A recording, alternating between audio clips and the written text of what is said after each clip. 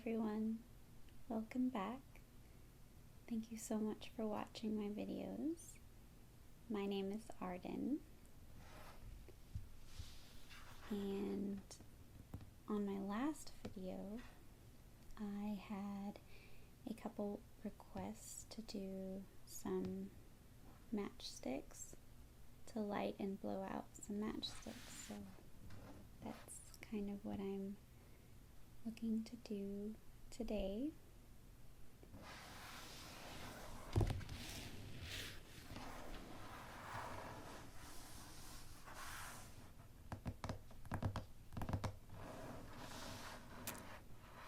And in the spirit of Halloween,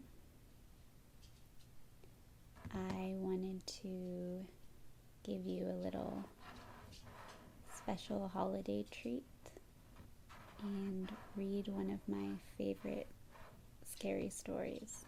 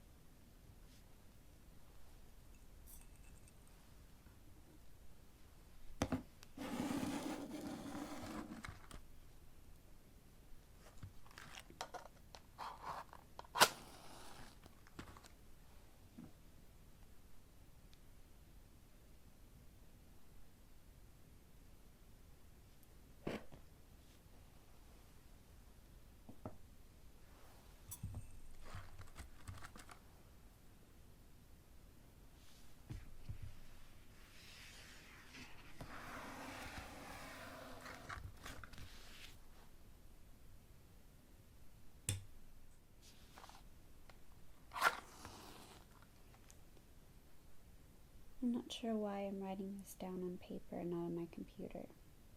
I guess I've just noticed some odd things. It's not that I don't trust my computer. I just need to organize my thoughts.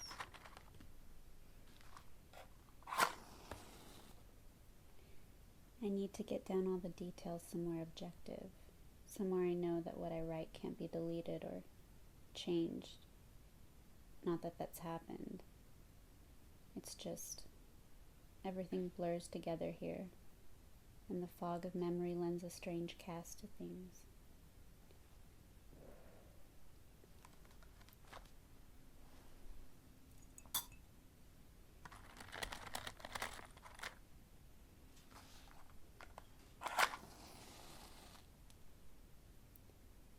I'm starting to feel cramped in this small apartment. Maybe that's the problem. I just had to go and choose the cheapest apartment, the only one in the basement. The lack of windows down here makes day and night seem to slip by seamlessly. I haven't been out in a few days.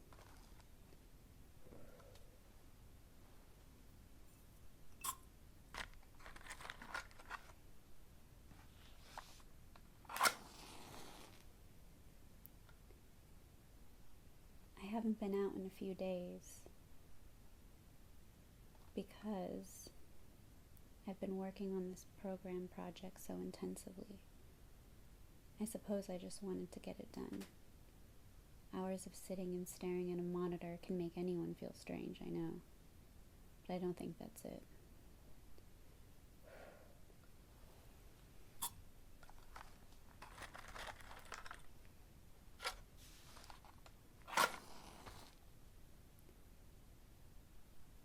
I'm not sure when I first started to feel like something was odd. I can't even define what it is. Maybe I just haven't talked to anyone in a while. That's the first thing that crept up on me.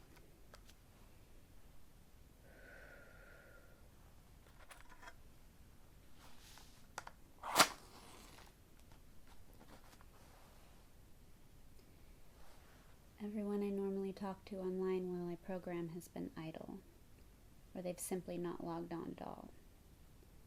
My instant messages go unanswered. The last email I got from anybody was a friend, saying he'd talk to me when he got back from the store, and that was yesterday.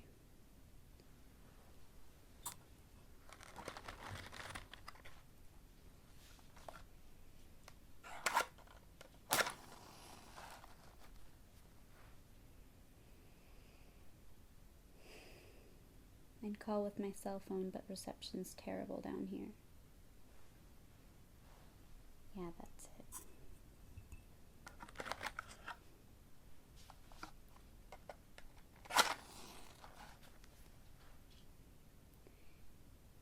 I just need to call someone.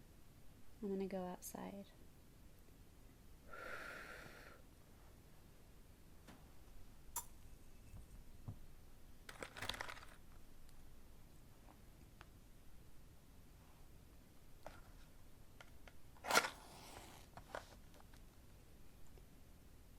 Well, that didn't work so well. As the tingle of fear fades, I'm feeling a little ridiculous for being scared at all. I looked in the mirror before I went out, but I didn't shave the 2-day stubble I've grown. Figured I was just going out for a quick cell phone call. I did change my shirt, though, because it was lunchtime. And I'd guessed that I'd run into at least one person I knew.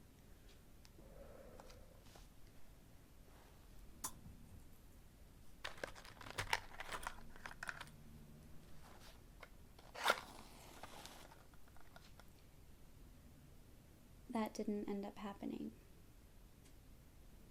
I wish it did.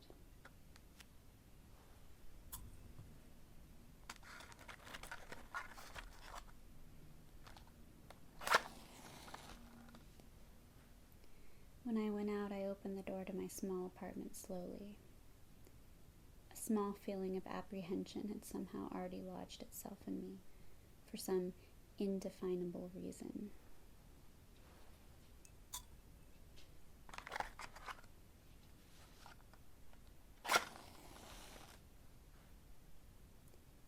chalked it up to having not spoken to anyone but myself for a day or two.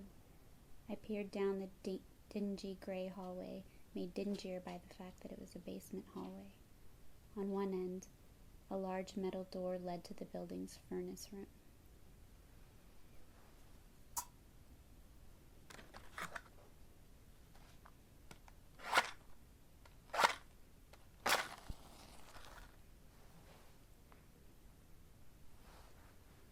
On one other end, a large metal door led to the building's furnace room. It was locked, of course. 2 dreary soda machines stood by it. I bought a soda from one the first day I moved in.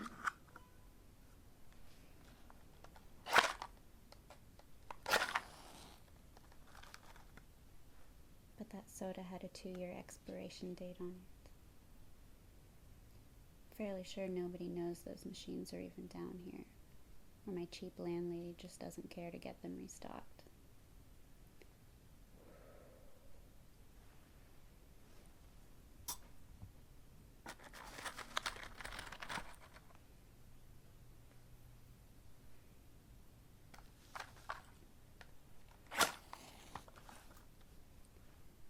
I closed my door softly and walked the other direction, taking care not to make a sound. I have no idea why I chose to do that, but it was fun giving in to that strange impulse not to break the droning hum of the soda machines, at least for the moment.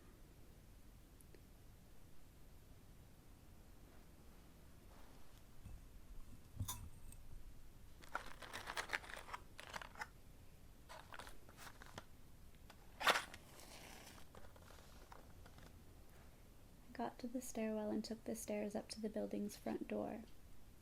I looked through the heavy door's small square window and received quite the shock. It was definitely not lunchtime.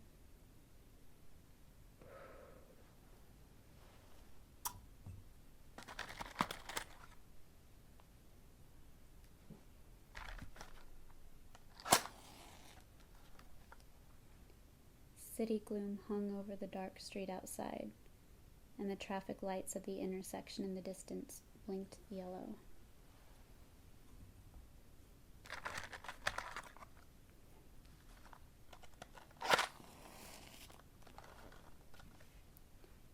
Dim clouds, purple and black from the glow of the city, hung overhead. Nothing moved, save the few sidewalk trees that shifted in the wind. I remember shivering, though I wasn't cold.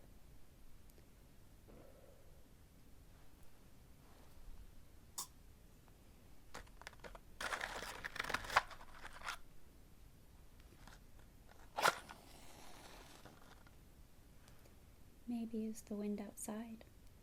I could vaguely hear it through the heavy metal door, and I knew it was that unique kind of late-night wind, the kind that was constant, cold, and quiet, save for the rhythmic music it made as it passed through countless unseen tree leaves. I decided not to go outside.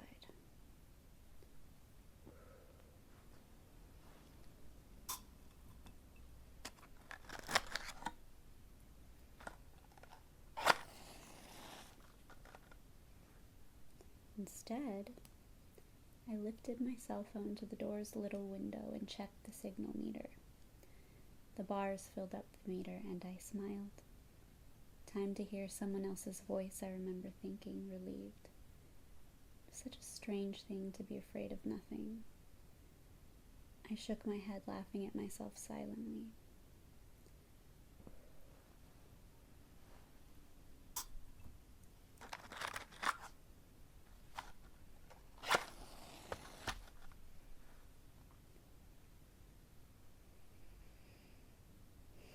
I hit the speed dial for my best friend's Amy's number and held the phone up to my ear.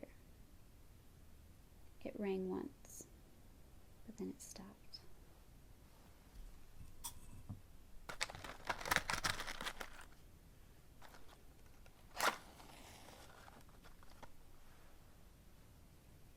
Nothing happened. I listened to the silence for a good 20 seconds and hung up. I frowned and looked at the signal meter again, still full.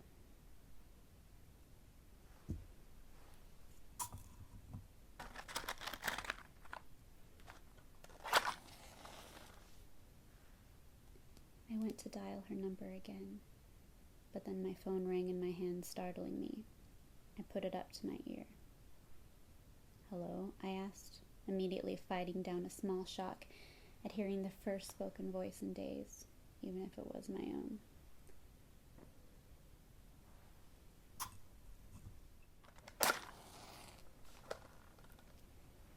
I had gotten used to the droning hum of the building's inner workings, my computer and the soda machines in the hallway. There was no response to my greeting at first, but then finally a voice came.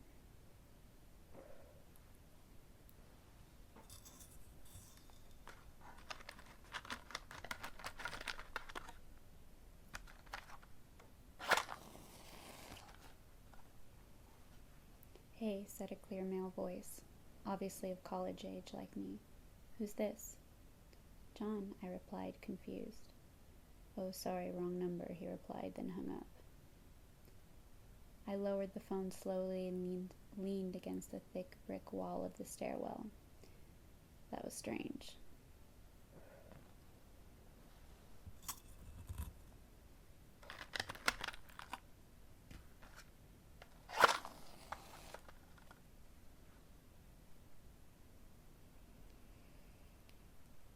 I looked at my received calls list, but the number was unfamiliar.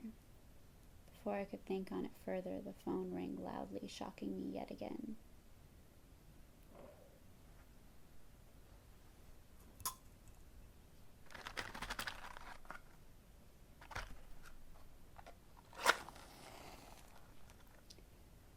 This time, I looked at the caller before I answered. It was another unfamiliar number. This time I held the phone up to my ear but said nothing. I heard nothing but the general background noise of the phone.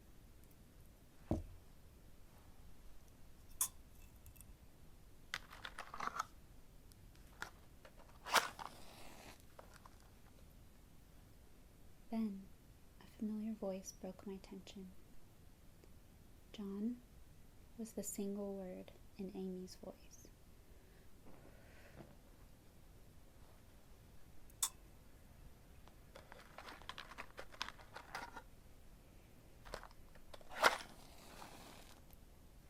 I breathed a sigh of relief. "Hey, it's you," I replied. "Who else would it be?" she responded. "Oh, the number. I'm at a party on 7th Street, and my phone died just as you called me. This is someone else's phone, obviously." "Oh, okay," I said.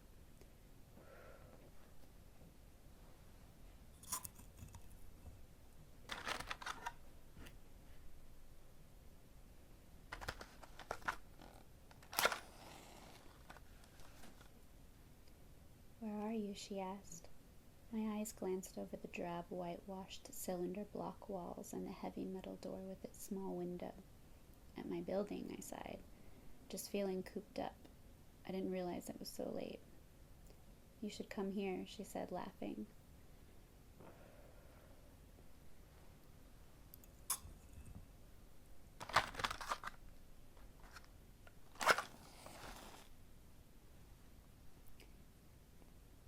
"Nah, I don't feel like looking for some strange place by myself in the middle of the night," I said, looking out the window at the silent, windy street that secretly scared me just a tiny bit.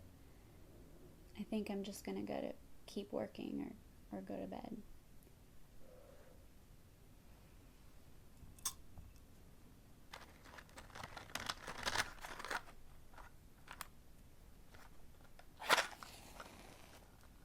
"Nonsense," she replied. "I can come get you.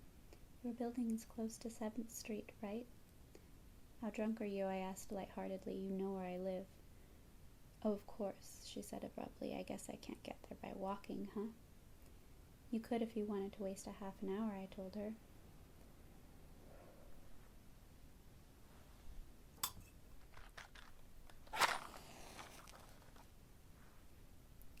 "Right," she said.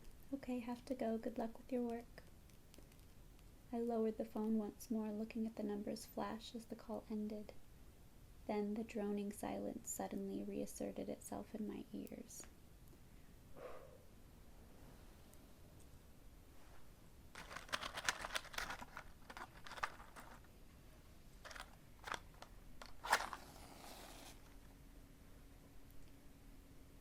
two strange calls on the eerie street outside just drove home my aloneness in this empty stairwell. Perhaps from having seen too many scary movies, I had the sudden, inexplicable idea that something could look in the door's window and see me.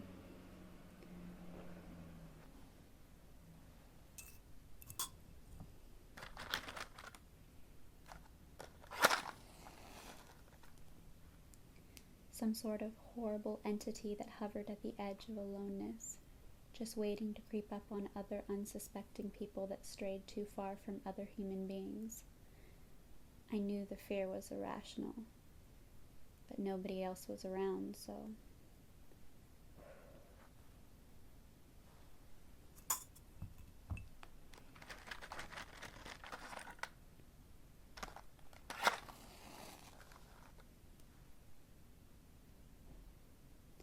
I jumped down the stairs, ran down the hallway into my room, and closed the door as swiftly as I could while still staying silent. Like I said, I feel a little ridiculous for being scared of nothing.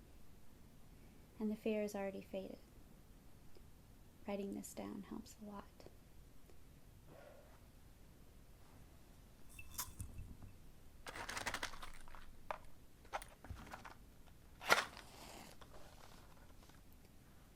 It makes me realize that nothing is wrong. It filters out half-formed thoughts and fears and leaves only cold, hard facts. It's late. I got a call from the wrong number, and Amy's phone died, so she called me back from another number. Nothing strange is happening.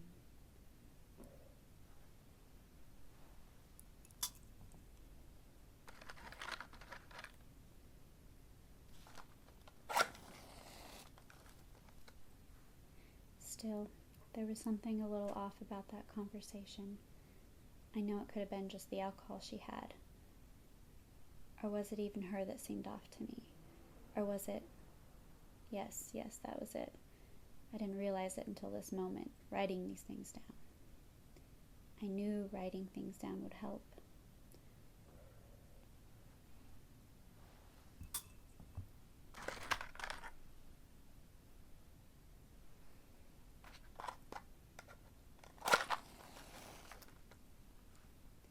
She said she was at a party, but I only heard silence in the background. Of course, that doesn't mean anything in particular, as she could have just gone outside to make the call. No, that couldn't be it either. I didn't hear the wind. I need to see if the wind is still blowing.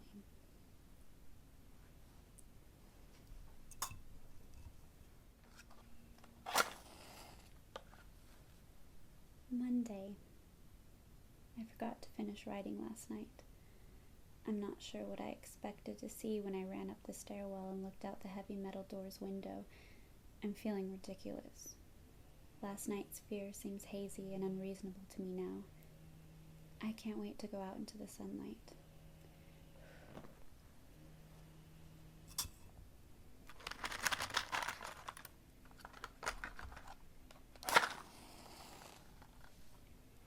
I'm going to check my email, shave, shower, and finally get out of here.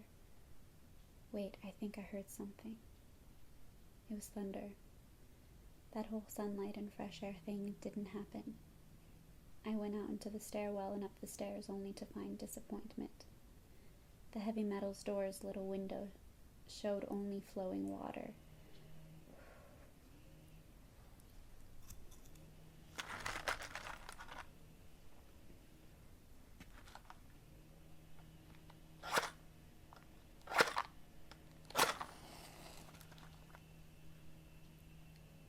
Torrential rain slammed against it. Only a very dim, gloomy light filtered in through the rain, but at least I knew it was daytime, even if it was a gray, sickly, wet day.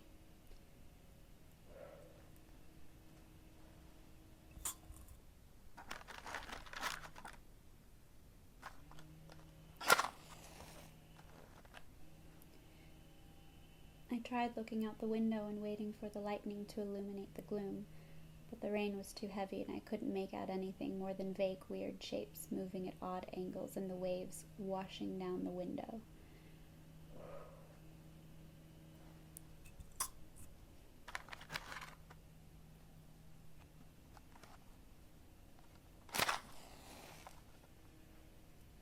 Disappointed, I turned around, but I didn't want to go back to my room. Instead, I wandered further up the stairs, past the first floor and the second. The stairs ended at the third floor, the highest floor in the building.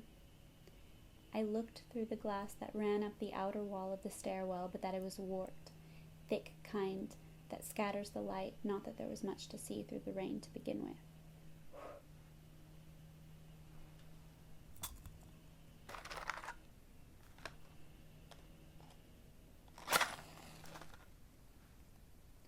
I opened the stairwell door and wandered down the hallway.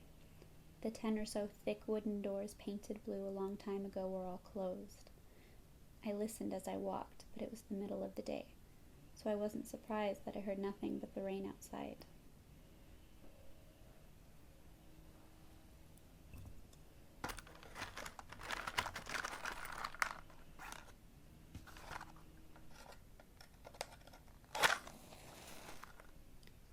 As I stood there in the dim hallway listening to the rain, I had this strange, fleeting impression that the doors were standing like silent granite monoliths erected by some ancient, forgotten civilization for some unfathomable guardian purpose.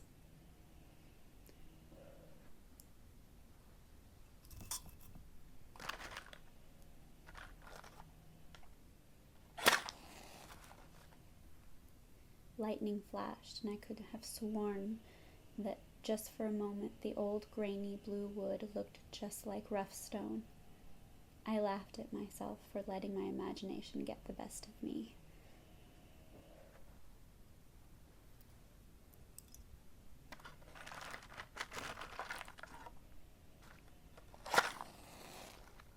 But then it occurred to me that the dim gloom and lightning must mean there was a window somewhere in the hallway.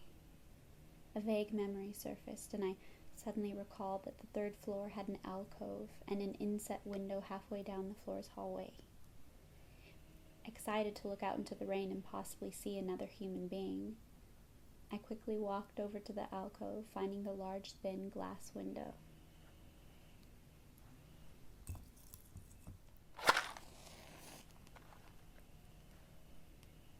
Rain washed down it, as with the front door's window, but I could open this one. I reached a hand out to slide it open, but hesitated. I had the strangest feeling that if I opened that window, I would see something absolutely horrifying on the other side.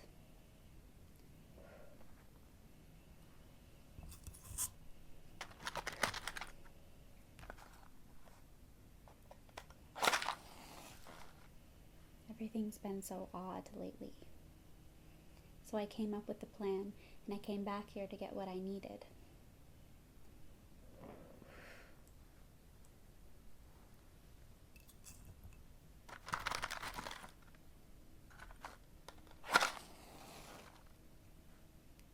I don't seriously think anything will come of it, but I'm bored. It's raining and I'm going stir crazy. I came back to get my webcam. The cord isn't long enough to reach the third floor by any means, so instead I'm going to hide it between the 2 soda machines in the dark end of my basement hallway. Run the wire along the wall and under my door, and put black duct tape over the wire to blend it in with the black plastic strip that runs along the base of the hallway's walls.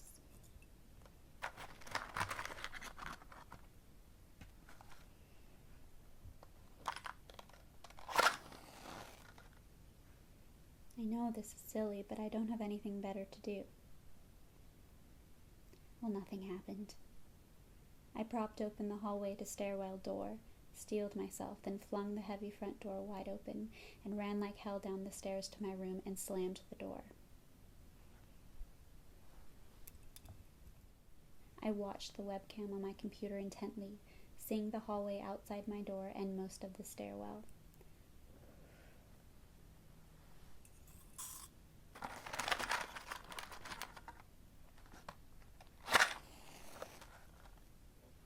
I'm watching it right now. I don't see anything interesting. I just wish the camera's position was different so that I could see out the front door. Hey, somebody's online.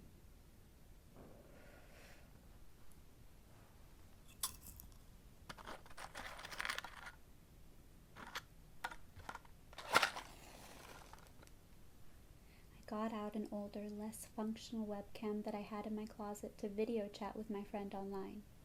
I couldn't really explain to him why I wanted to video chat, but it felt good to see another person's face. He couldn't talk very long. We didn't talk about anything meaningful, but I feel much better.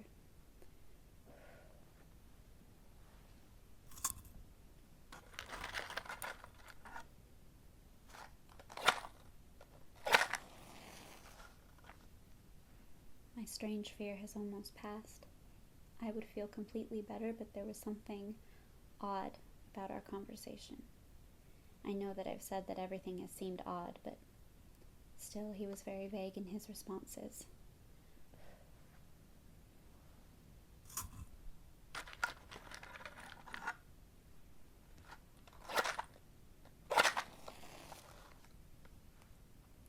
I can't recall one specific thing that he said, no particular name or place or event. But he did ask for my email address to keep in touch. Wait, I just got an email.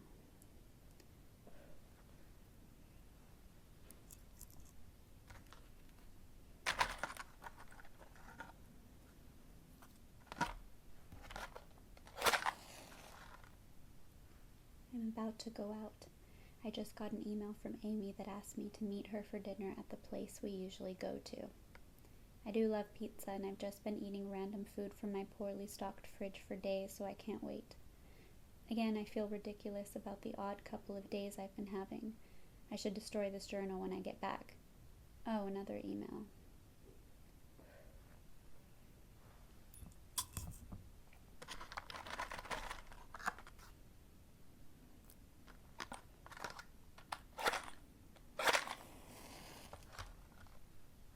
Oh my God.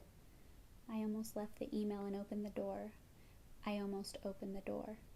I almost opened the door, but I read the email first.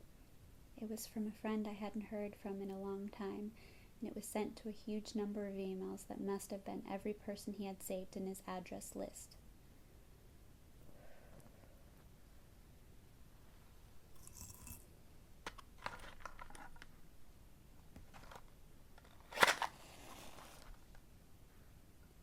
It had no subject, and it said simply, "Seen with your own eyes, don't trust them, they." What the hell is that supposed to mean? The words shock me, and I keep going over and over and over in them. Is it a desperate email sent just as something happened?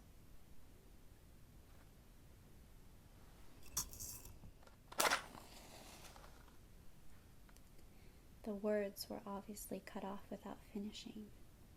On any other day, I would have dismissed this as spam from a computer virus or something, but the words, "Seen with your own eyes." I can't help but read over this journal and think back on the last few days and realize that I have not seen another person with my own eyes or talked to another person face to face.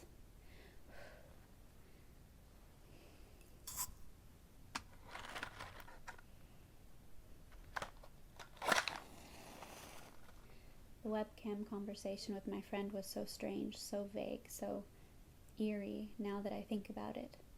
Was it eerie? Or is the fear clouding my memory? My mind toys with the progression of events I've written here.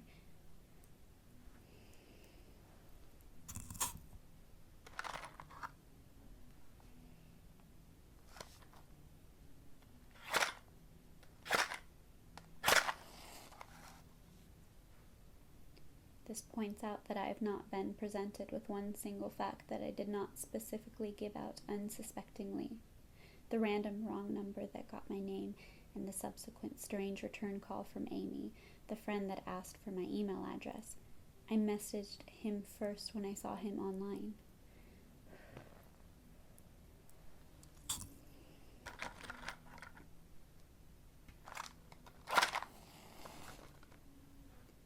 And then I got my first email a few minutes after that conversation. Oh my God, that phone call with Amy.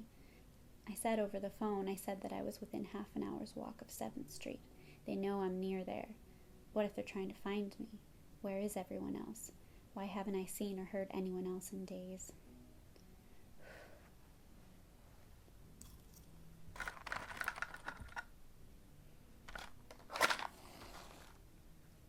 No, No, this is crazy. This is absolutely crazy. I need to calm down. This madness needs to end. I don't know what to think. I ran about my apartment furiously, holding my cell phone up to every corner to see if it got a signal through the heavy walls.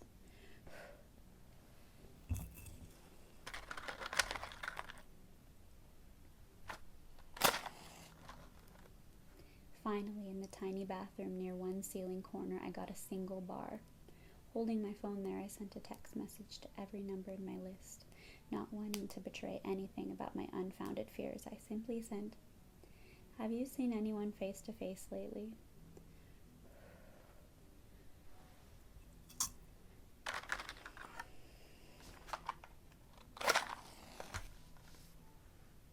At that point, I just wanted any reply back. I didn't care what the reply was, or if I was embarrassing myself. I tried to call someone a few times, but I couldn't get my head up high enough, and if I brought my cell phone down even an inch, it lost signal.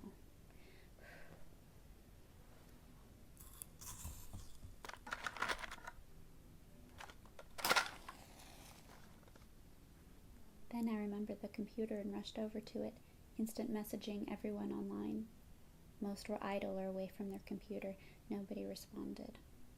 My messages grew more frantic, and I started telling people where I was and to stop by in person for a host of barely passable reasons. I didn't care about anything by that point. I just needed to see another person.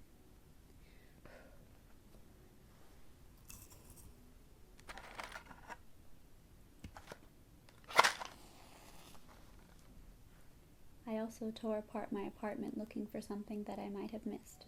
Some way to contact another human without opening the door. I know it's crazy, I know it's unfounded, but what if? What if? I just need to be sure. I taped the phone to the ceiling just in case.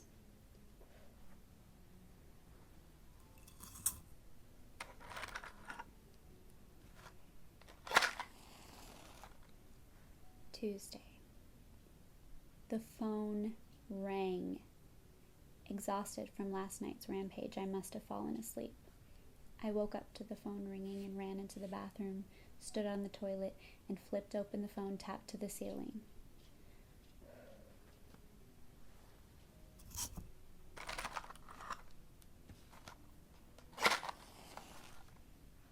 It was Amy, and I feel so much better.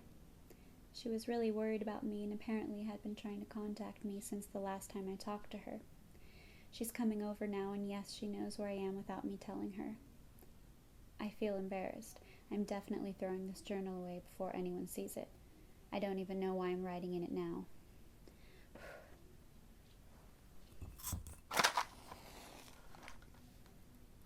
Maybe it's because it's the only communication I've had at all since God knows when. I look like hell too.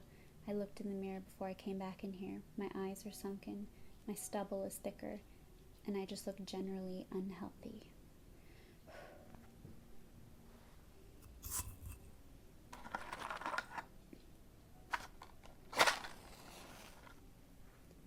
My apartment is trash, but I'm not going to clean it. I think I need someone else to see what I've been through. These past few days have not been normal.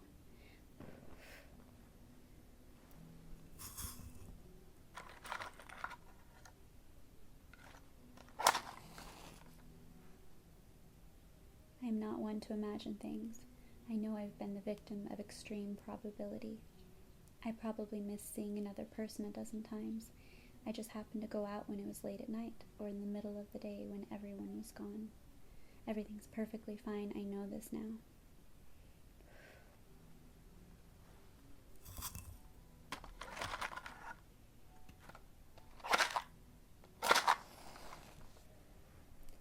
Plus, I found something in the closet last night that has helped me tremendously. A television. I set it up just before I wrote this, and it's on in the background.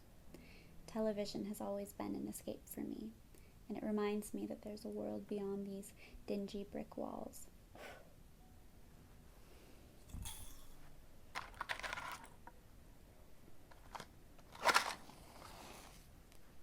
I'm glad Amy's the only one that responded to me after last night's frantic pestering of everyone I could contact.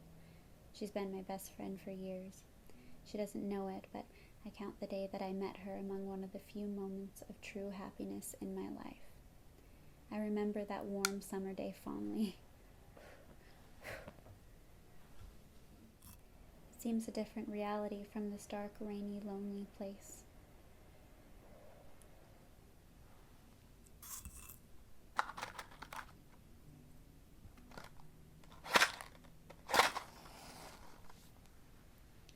I feel like I spent days sitting on that playground, much too old to play, just talking with her and hanging around doing nothing at all.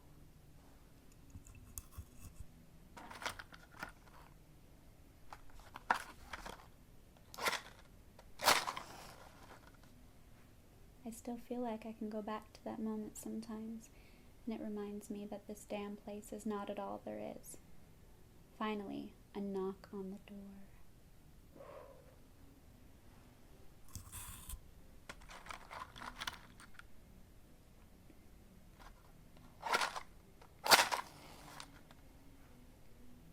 I thought it was odd that I couldn't see her through the camera I hid between the two soda machines.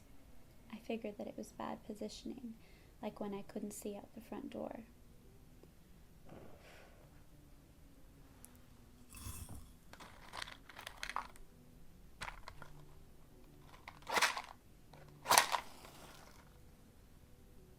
I should have known. After the knock, I yelled through the door jokingly that I had a camera between the soda machines, because I was embarrassed myself that I had taken this paranoia so far. After I did that, I saw her image walk over to the camera and look down at it. She smiled and waved.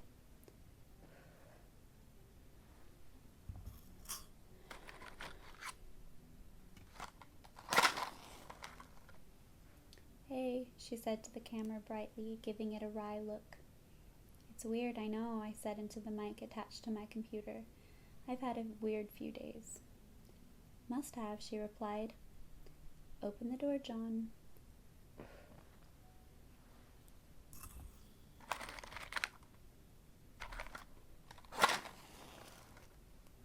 I hesitated. How could I be sure? "Hey, humor me a second here," I told her through the mic. "Tell me one thing about us. Just prove to me you're you." She gave the camera a weird look.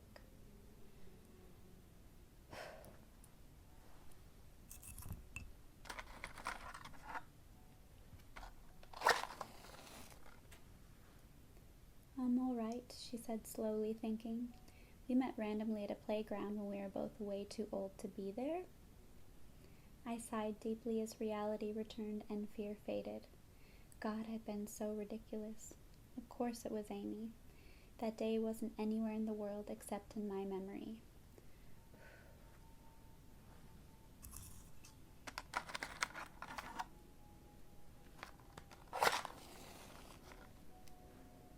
I'd never even mentioned it to anyone, not out of embarrassment, but out of a strange secret nostalgia and a longing for those days to return. If there was some unknown force at work trying to trick me, as I feared, there was no way they could know about that day. "Haha, all right, I'll explain everything," I told her. "Be right there."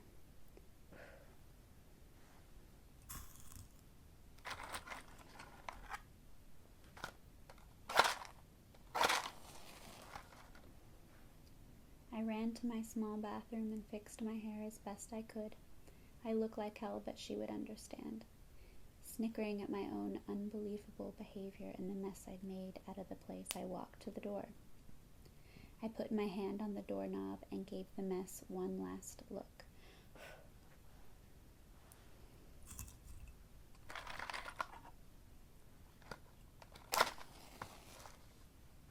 So ridiculous, I thought. My eyes traced over the half-eaten food lying on the ground, the overflowing trash bin, and the bed I'd tipped to the side looking for God knows what. I almost turned the door and opened it, but my eyes fell on one last thing, the old webcam, the one that I used for that eerily vacant chat with my friend.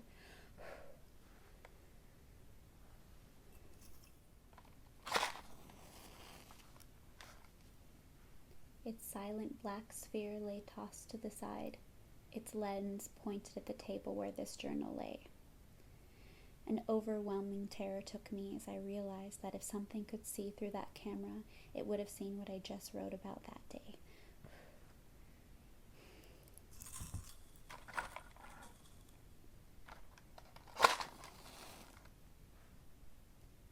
I asked her for any one thing about us, and she chose the one thing in the world that I thought they, or it, did not know.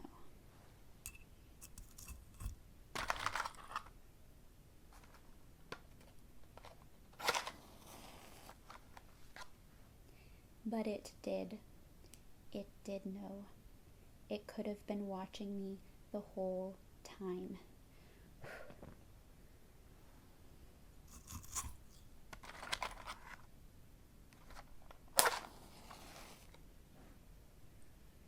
I didn't open the door. I screamed. I screamed in uncontrollable terror. I stomped on the old webcam on the floor. The door shook and the doorknob tried to turn, but I didn't hear Amy's voice through the door. Was the basement door made to keep out drafts too thick, or was Amy not outside?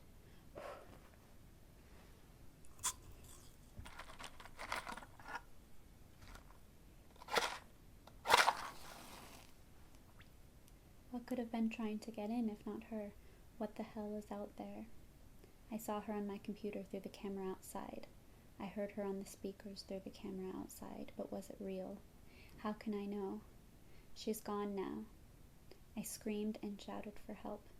I piled up everything in my apartment against the front door.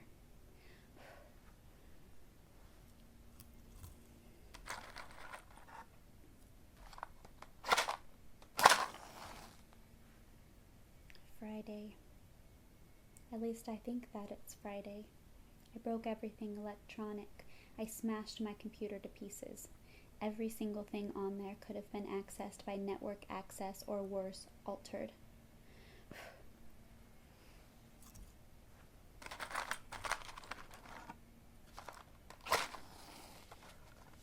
I'm a programmer, I know. Every little piece of information I gave out since this started, my name, my email, my location, none of it came back from outside until I gave it out. I've been going over and over what I wrote.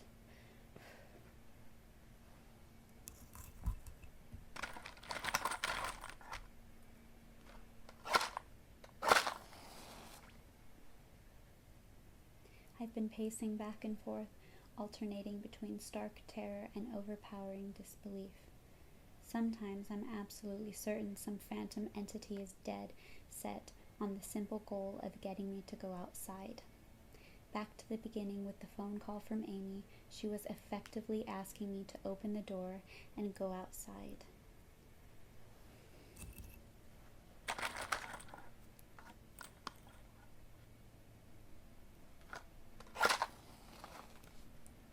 I keep running through it in my head.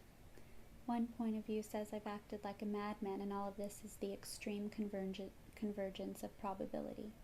Never going outside at the right times by pure luck. Never seeing another person by pure chance. Getting a random nonsense email from some computer virus at just the right time.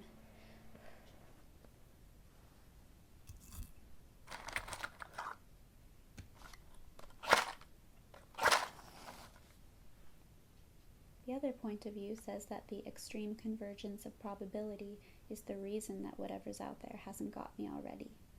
I keep thinking, I never opened the window on the 3rd floor. I never opened the front door, until that incredibly stupid stunt with the hidden camera, after which I ran straight to my room and slammed the door.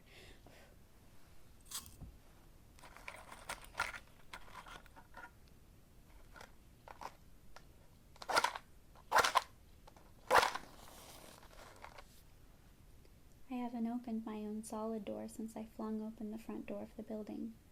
Whatever's out there, if anything's out there, never made an appearance in the building before I opened the front door. Maybe the reason it wasn't in the building already was that it was elsewhere getting everyone else.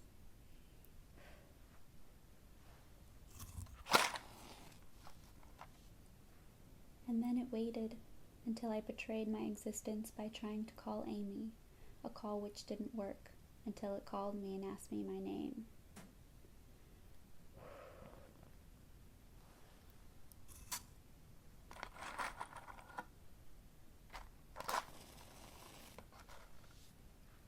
Terror literally overwhelms me every time I try to fit the pieces of this nightmare together.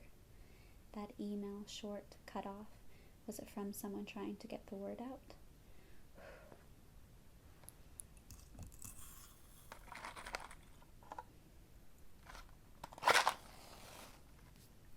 Some friendly voice desperately trying to warn me before it came. Seen with my own eyes, don't trust them. Exactly what I've been so suspicious of.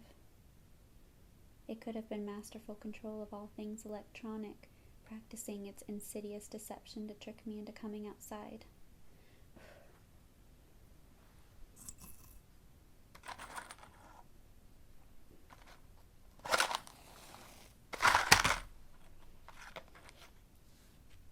Why can't it get in? It knocked on the door. It must have some solid presence.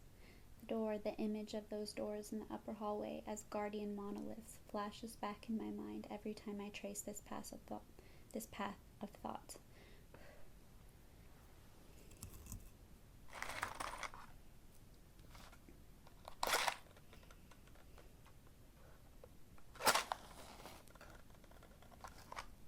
If there is some phantom entity trying to get me to go outside, maybe it can't get through doors.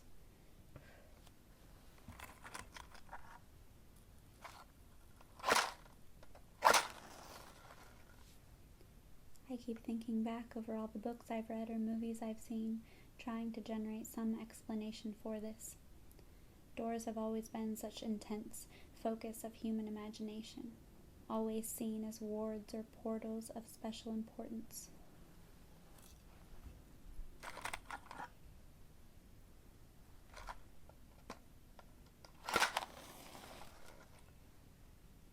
Or perhaps the door is just too thick.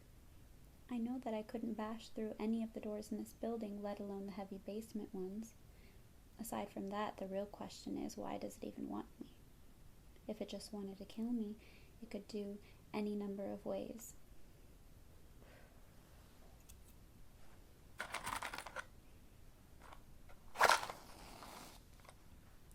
The ways including just waiting until I starve to death. What if it doesn't want to kill me? What if it has some far more horrific fate in store for me? God, what can I do to escape this nightmare? A knock on the door.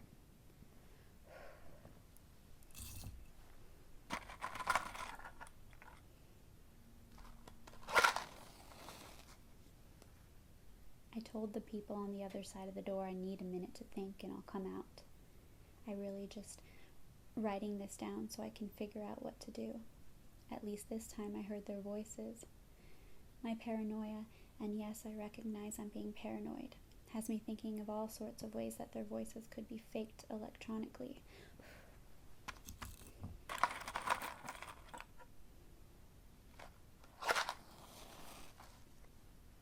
There could be nothing but speakers outside stimulating human voices. Did it really take them 3 days to come to talk to me? Amy is supposedly out there, along with 2 policemen and a psychiatrist.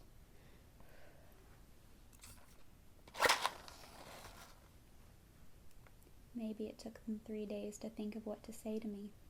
The psychiatrist's claim could be pretty convincing if I decided to think that this has all been a crazy misunderstanding, and not some entity trying to trick me into opening the door.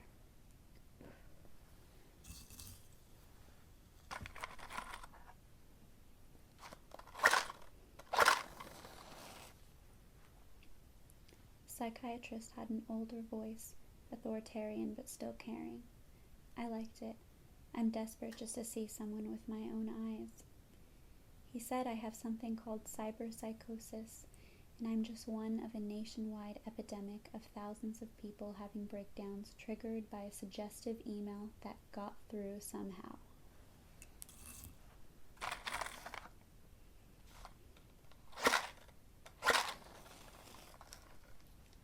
I swear he said got through somehow. I think he means spread throughout the country inexplicably, but I'm incredibly suspicious that the entity slipped up and revealed something. He said that I'm part of a wave of emergent behavior, that a lot of other people are having the same problem with the same fears, even though we've never communicated.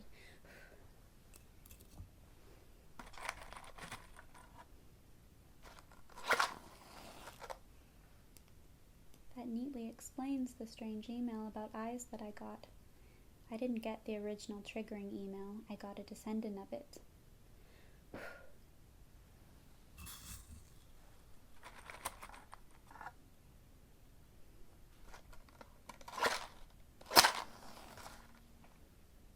My friend could have broken down too, and tried to warn everyone he knew against his paranoid fears.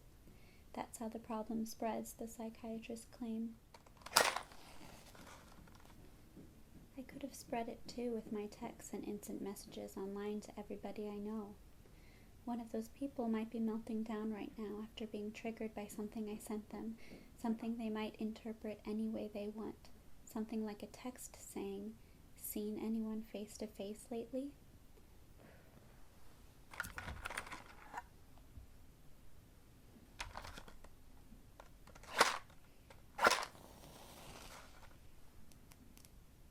The psychiatrist told me that he didn't want to lose another one, that people like me are intelligent and that's our downfall.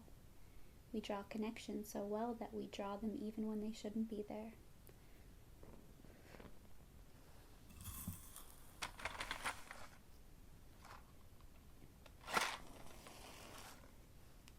He said it's easy to get caught up in paranoia in our fast-paced world, a constantly changing place where more and more of our interaction is stimulated. I have to give him one thing. It's great explanation. It neatly explains everything.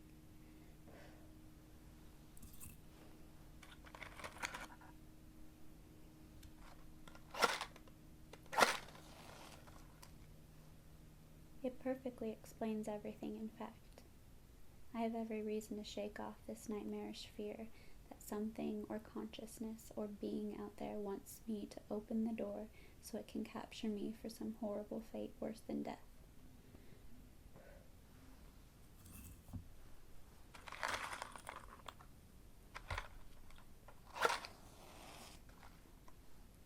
It would be foolish, after hearing that explanation, to stay in here until I starve to death just to spite the entity that might have got everyone else. It would be foolish to think that, after hearing that explanation, I might be one of the last people left alive on an empty world, hiding in my secure basement room, spiting some unthinkable deceptive entity just by refusing to be captured.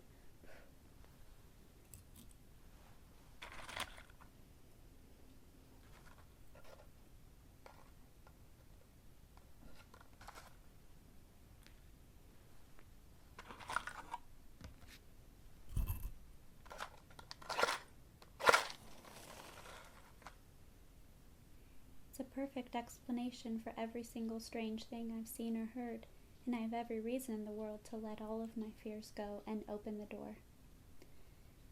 That's exactly why I'm not going to.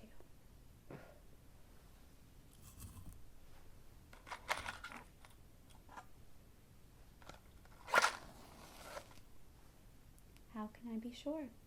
How can I know what's real and what's deception? All of these damn things with their wires and their signals that originate from some unseen origin. They're not real, I can't be sure. Signals through a camera, faked video, deceptive phone calls, emails, even the television lying broken on the floor. How can I possibly know it's real?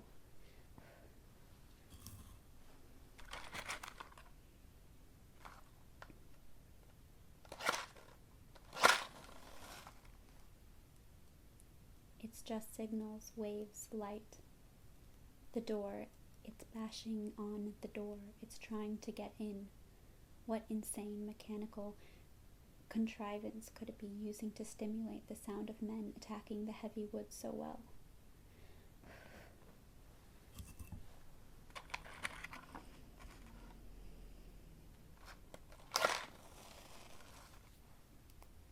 At least I finally see it with my own eyes. There's nothing left in here for it to deceive me with. I've ripped apart everything else. It can't deceive my eyes, can it?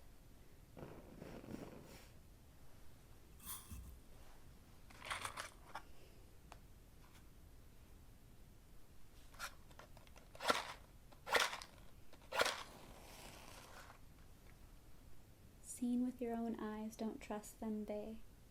Wait, was that desperate message telling me to trust my eyes, or warning me about my eyes too? Oh my God, what's the difference between a camera and my eyes?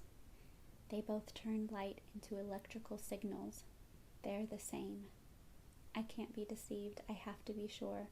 I have to be sure.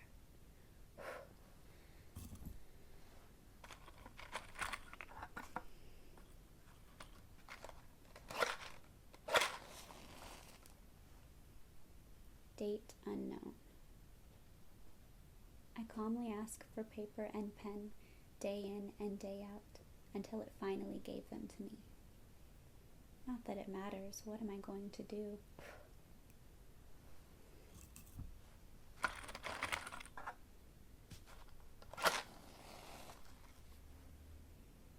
What am I going to do? Poke my eyes out?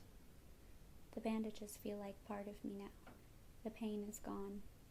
I figure this will be one of my last chances to write legibly, as without my sight to correct mistakes, my hands will slowly forget the motions involved.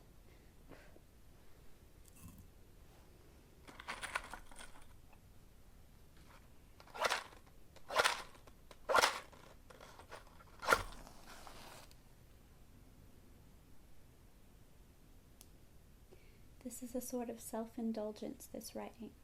It's a relic of another time, because I'm certain everyone left in the world is dead, or something far worse.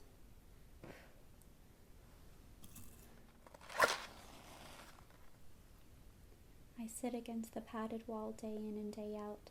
The entity brings me food and water. It masks itself as a kind nurse, as an unsympathetic doctor.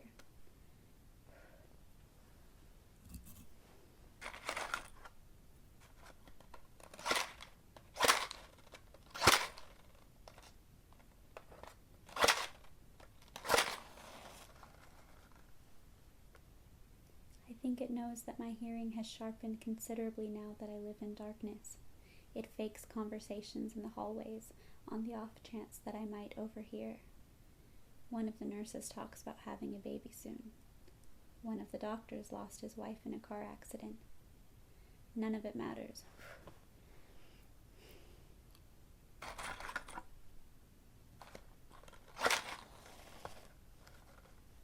None of it is real. None of it gets to me, not like she does.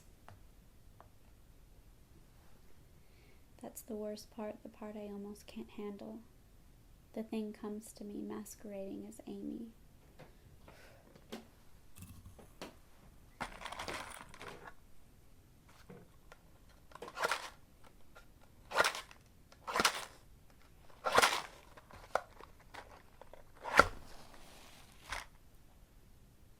Its recreation is perfect.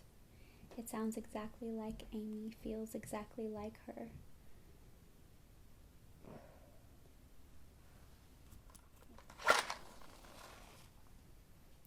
It even produces a reasonable facsimile of tears that it makes me feel on its lifelike cheeks. When it first dragged me here, it told me all the things I wanted to hear.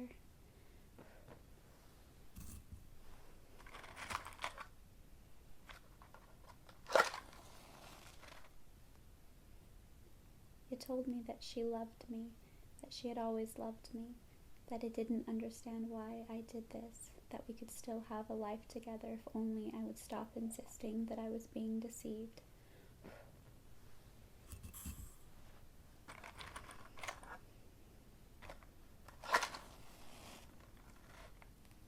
It wanted me to believe.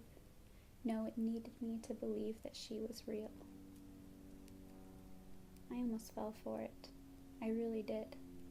I doubted myself for the longest time.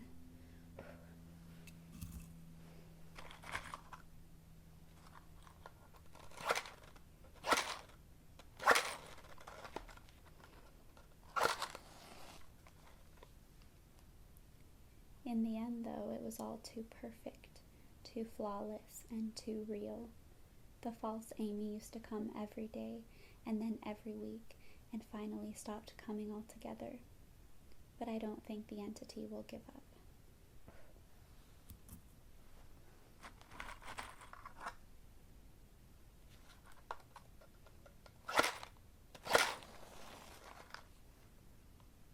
think the waiting game is just another one of its gambits. I will resist it for the rest of my life if I have to.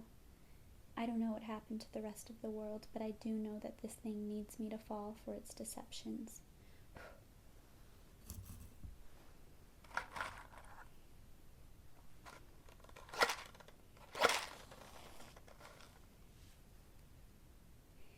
If it needs that, then maybe, just maybe, I am a thorn in its agenda. Maybe Amy is still alive out there somewhere, kept alive only by my will to resist the deceiver.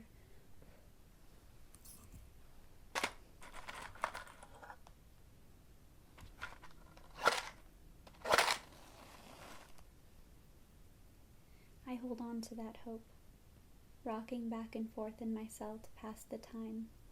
I will never give in. I will never break. I am a hero.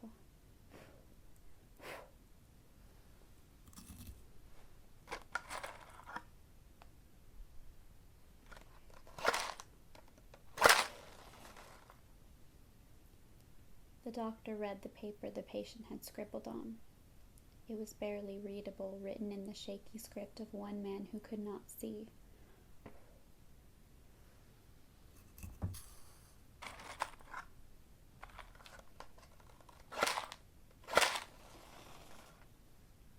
He wanted to smile at the man's steadfast resolve, a reminder of the human will to survive, but he knew that the patient was completely delusional. After all, a sane man would have fallen for the deception a long time ago.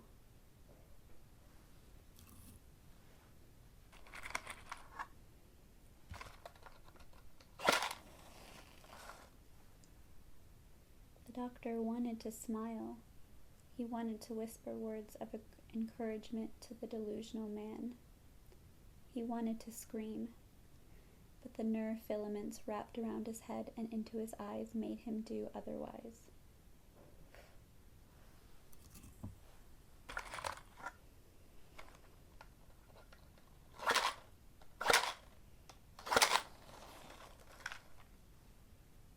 His body walked into the cell like a puppet and told the patient once more that he was wrong and that there was nobody trying to deceive him.